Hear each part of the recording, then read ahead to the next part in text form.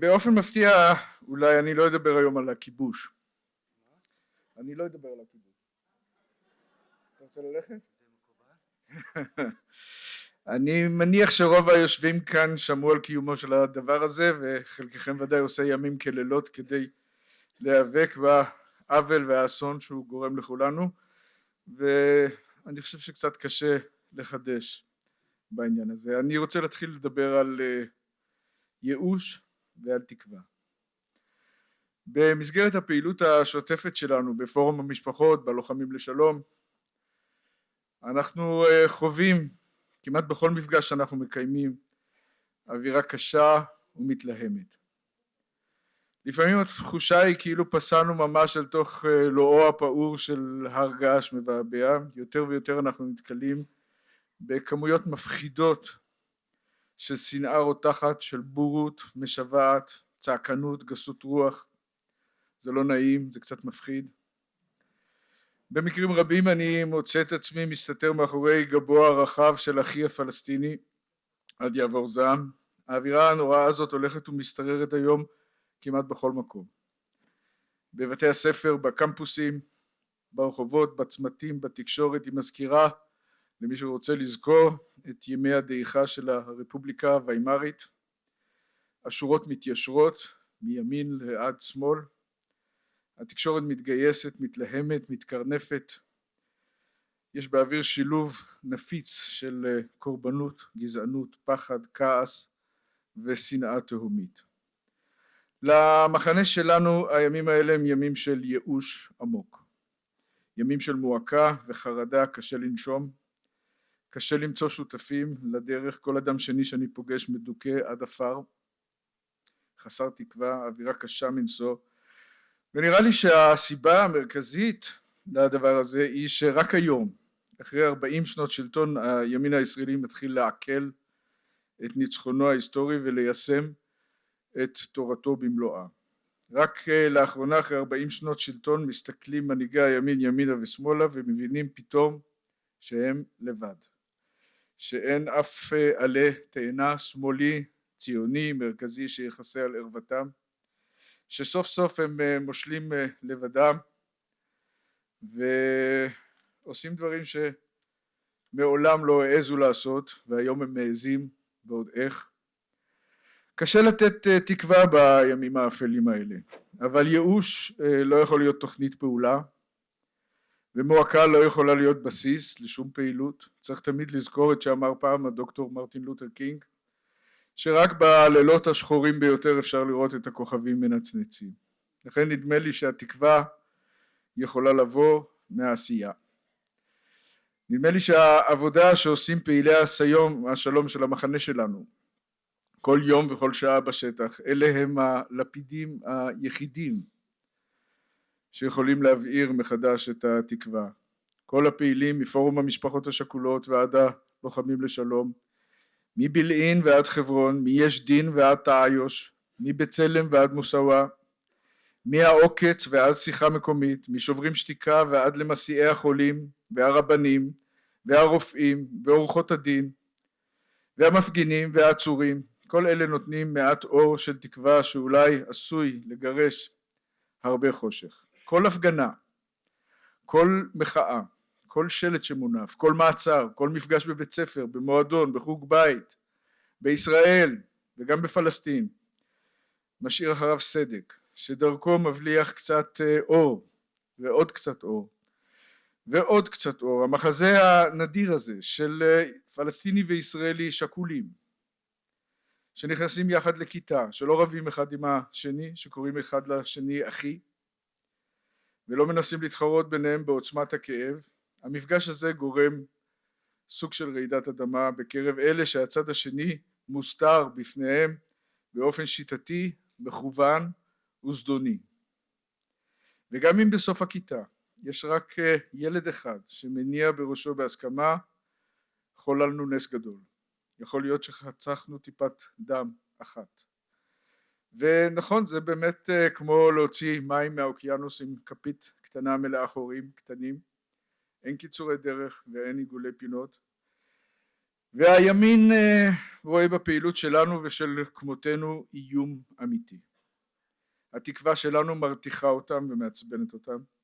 הם מנסים להסתיר אותה בכל כוחם, בעזרת הקלגסים ואמצעי התקשורת שעומדים לרשותם, ובזמן האחרון הם ממש משתוללים ועוברים כל גבול. הם מסירים את הכפפות, הם שוברים את הכלים, הם אוסרים על פעילי השלום הפלסטיני לצאת מהכלוב, הם שותלים בנו את הארגונים הפשיסטיים שלהם, פוסלים ספרי אזרחות והתבוללות, הם מתגוללים על נציגי האוכלוסייה הערבית ומשסים בה את זעם ההמונים, הם מחוקקים חוקי עוול ורשע ללא שום מעצור, שוללים זכויות יסוד, מודדים שכול לסוגיו, עוצרים, הורסים, מכים, שורפים, רשימה ארוכה ויד נטויה. ואנחנו מה נשאר לנו לעשות? בימים השחורים שמחכים לנו ועוד יבואו, מוטל עלינו לפעול. שומה עלינו להמשיך ולמלא בנאמנות ובמסירות את התפקיד הסיזיפי הזה של יצירת התקווה.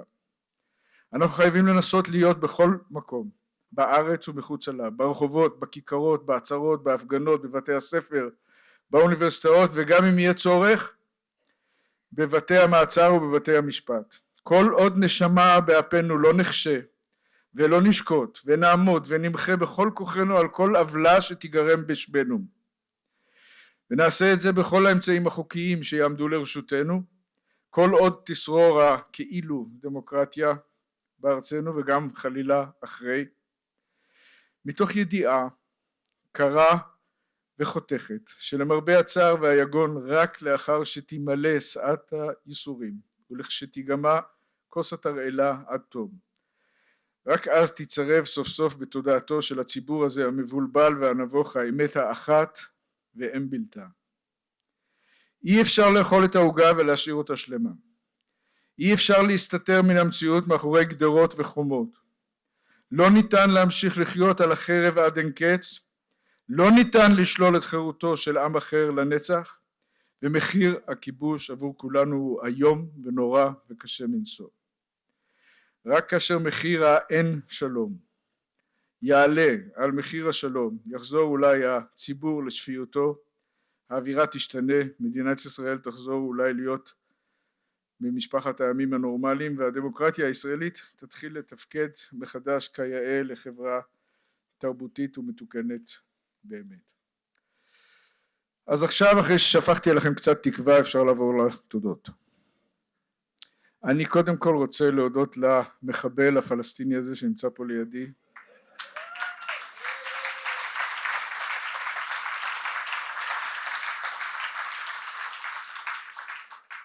אחי ושותפי בסם ערמין. נפגשנו לפני 11 שנים ליד ערש הלידה של תנועת הלוחמים לשלום, ולפני 9 שנים כשעמדנו יחד ליד מיטתה של עביר הגוועת, נחרטה בינינו ברית דמים אמיצה ונצחית. בסם הוא בשבילי דוגמה ומופת למנהיגות, לאצילות, ליושר ולאנושיות.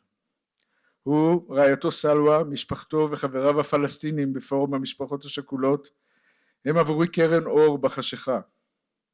הם ממלאים אותי תקווה בכל פעם שהנר הרועד הזה מבליח ומאיים לדעוך בגלל רוחות הפרצים שמנשבות בחיינו.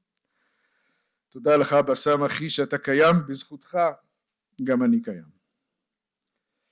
אני רוצה להודות ליצחק פרנקנטל.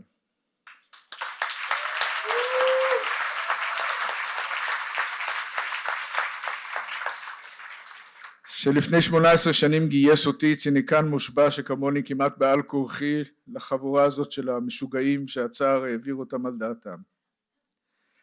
האנשים האלה שדופקים את ראשם מדי יום בחומת הפחד והשנאה ופוערים בסדקים. אחיי ואחיותיי בפורום המשפחות השכולות מפלסטין ומישראל, שבשמם ובזכותם אני עומד כאן היום על הבמה הזאת, הפעילות שלכם הבלתי נלאית, השותפות האמיתית, האמיצה, הכנה והשוויונית בין ערבים ויהודים היא בעיניי מקור לגאווה גדולה מאוד. תודה לכם שאתם נותנים לי בכל פעם מחדש סיבה לצאת מן המיטה בבוקר.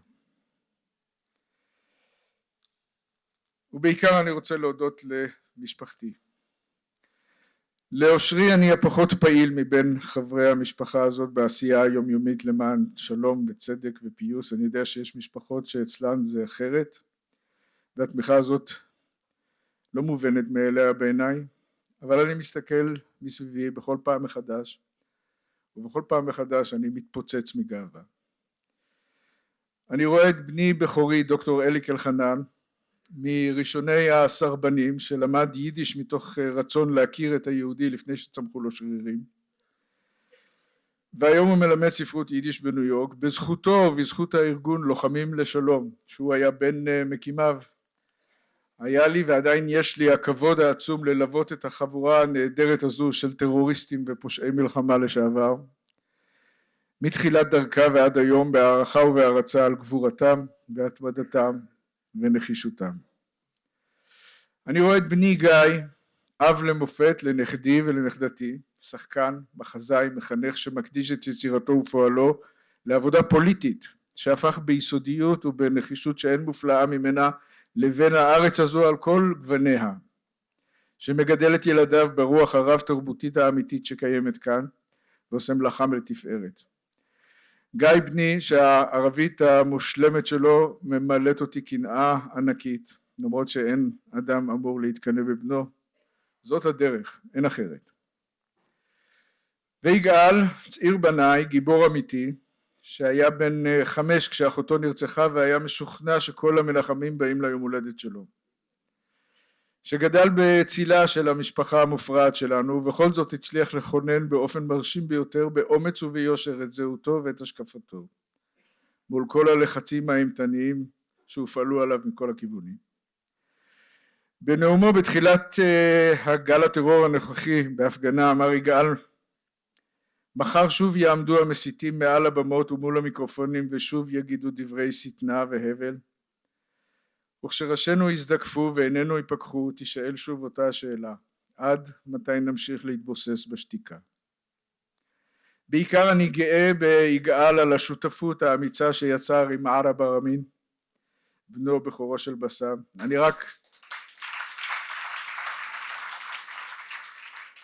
אני רק מחכה לכם שתיקחו את הלפיד מאיתנו ואנחנו נוכל לנוח קצת. עוד קצת.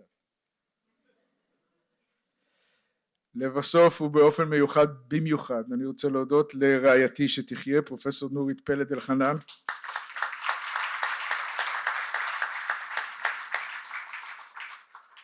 כלת פרס סחרוב של הפרלמנט האירופי, לוחמת שלום אמיצה ורהוטה שמתווה לכולנו את הדרך, בשמשה עמוד האש שלפני המחנה, במחקריה האקדמיים על הגזענות בספרי הלימוד הישראלים, בחוסר הנכונות שלה לקבל כל צורה של עוול באשר הוא, באומץ ובלי פשרות. נורית מזכירה לכולנו שבממלכת הילדים התת קרקעית אין הפרדה בין דם לדם.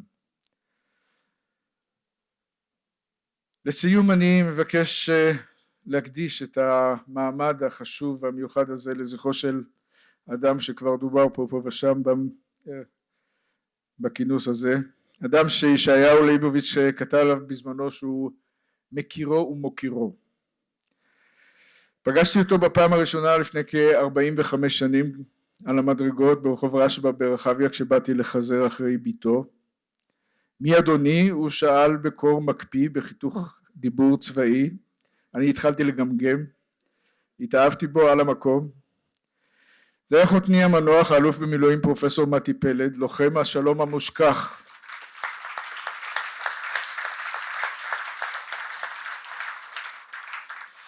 ממניחי הגשרים הראשונים בינינו לבין העם הערבי הפלסטיני, חבר הכנסת ה-11 מטעם הרשימה המתקדמת לשלום, סמדרי ביתי, נכדתו, נרצחה כי לא השכלנו לשמור על ביטחונה בדרכו של מתי, הדרך האחת הנכונה האפשרית, דרך השלום והפיוס.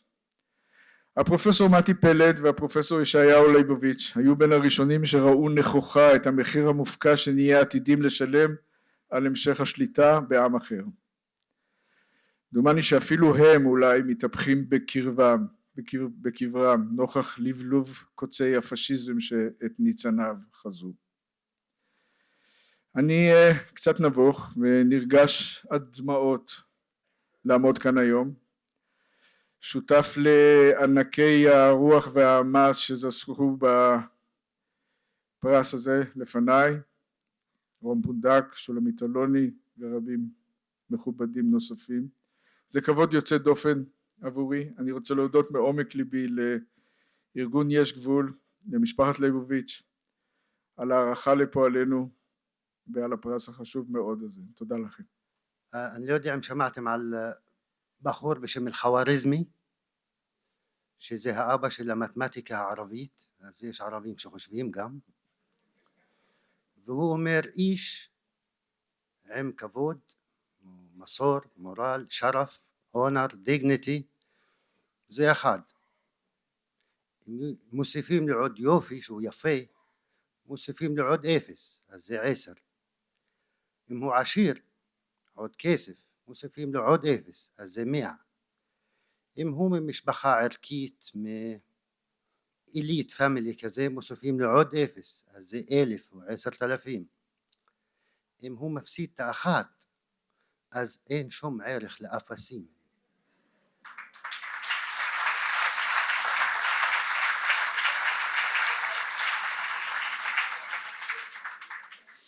והנביא מוחמד אומר אינמה בועת'תו לאותמם מקארם האחלאק.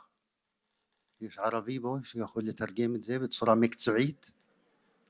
אומר אלוהים שלח אותי להשלים את המורלס ולהשלים את הדיגניטי, ועל זה הרבה כתב ליבוביץ'.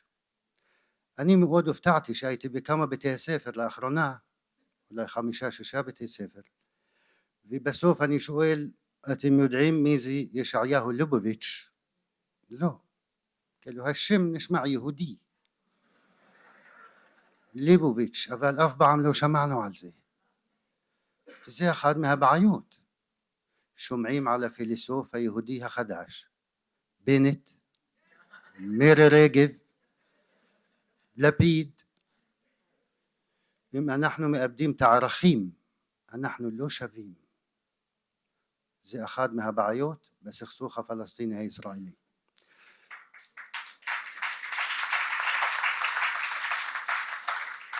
ויותר קל את האמת לתקוף את הישראלים, את הכיבוש, את האחר, ומאוד קשה לראות עצמך ולתקוף עצמך.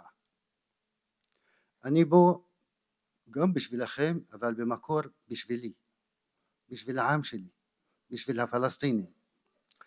שאני רואה שילד בן 11 חושב לקחת סכין וללכת לדקור, זה פשע פלסטיני. זה לא התפקיד של הילדים שלנו.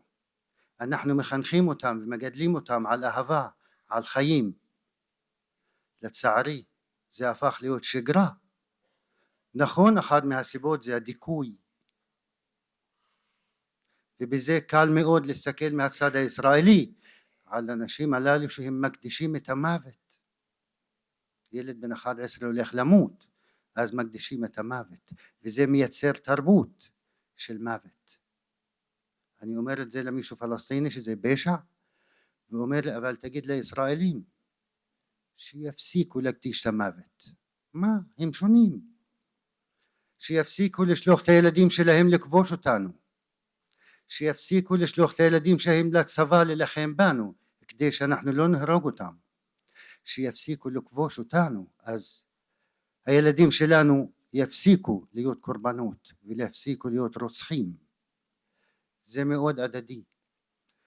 אני חושב our freedom first, החופש שלנו קודם כל, לא נתנהג בצורה יפה תחת כיבוש. אין דבר כזה, זה לא יקרה וזה לא קרה אפילו אחרי 1000 שנים.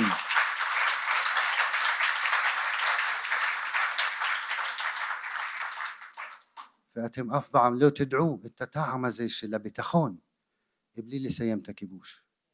אתם חייבים, אין מה לעשות. בגלל שאנחנו בני אדם אנחנו נמשיך להיאבק, ולצערי דרך המאבק הזה הפכנו להיות חברה מאוד אלימה, וזה חוזר לנו. ואני אחזור למסור ומורלס. מוסר, אם אתה מאבד או הורג את המוסר בשכם, בחברון, ביריחו, אתה גם תחסל אותו בתל אביב, בהוד השרון וגם באילת, אין מה לעשות. אנחנו רואים איך הכיבוש משחית שני חברות, זה הורג את הפלסטינים, אבל זה משחית את הישראלים. המטרה שלי שאני מדבר עם ישראלים שידעו כמה הכיבוש משחית אתכם, גורם לכם לאבד את האנושות. אתם לא רואים את החברה הישראלית, באותו מידה זה הורג אותנו. במצב לא נורמלי אתה אף פעם לא תתנהג בצורה נורמלית. הפחד, למי שלא יודע, אני השלמתי את התואר שני שלי על השואה, אז אני יודע מה זה פחד. זה פחד אינסופי. עד מתי אני יכול לשלם את המחיר של הפשע הזה שאני לא עשיתי כפלסטיני? לצערי, וגם ליבוביץ' אמר שהישראלים מצאו את היהודים שלהם בארץ ישראל, ואני כתבתי בתזה שלי שאני מתפלל שהפלסטינים לא ימצאו את הפלסטינים שלהם. יש לכם שמות קשות, הכי קל זה ליבוביץ', כבר שבוע אני מנסה להגיד את זה. אני רוצה להודות לכולם בלי יוצא מהכלל, בלי שמות, אבל אני חייב להזכיר איש גדול וענק ואמיץ שהקים פורום המשפחות השכולות, יצחק פרנקנטל.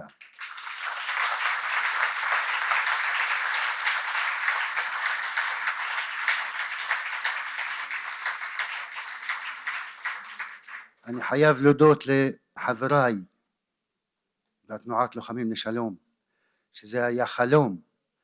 11 אנשים ב-2005, היום מעל 700, הם אלפים של תומכים.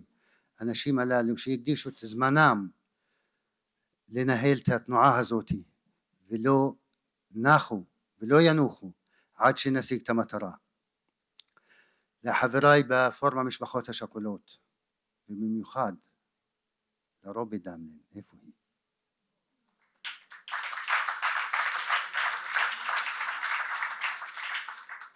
ולרם אלחנן ומשפחתו, אנחנו לפעמים אני אומר קוראים לי בסם אלחנן,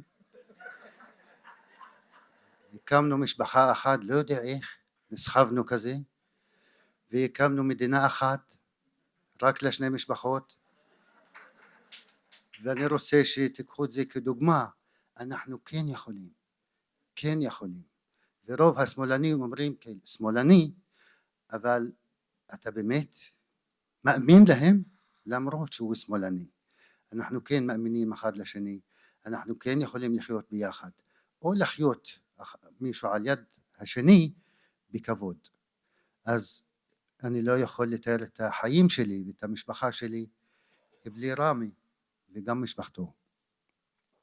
ואני רוצה להגיד לבת שלי, עביר זכרונה לברכה, שהייתה בת 10, לא הייתה לוחמת, לא יודעת מה זה פתח ומה זה חמאס ומה זה ש"ס,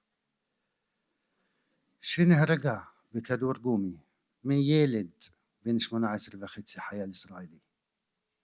אני בו בזכותך, ואני בו בשבילך, ואני מקווה שאת גאה בי כאבא.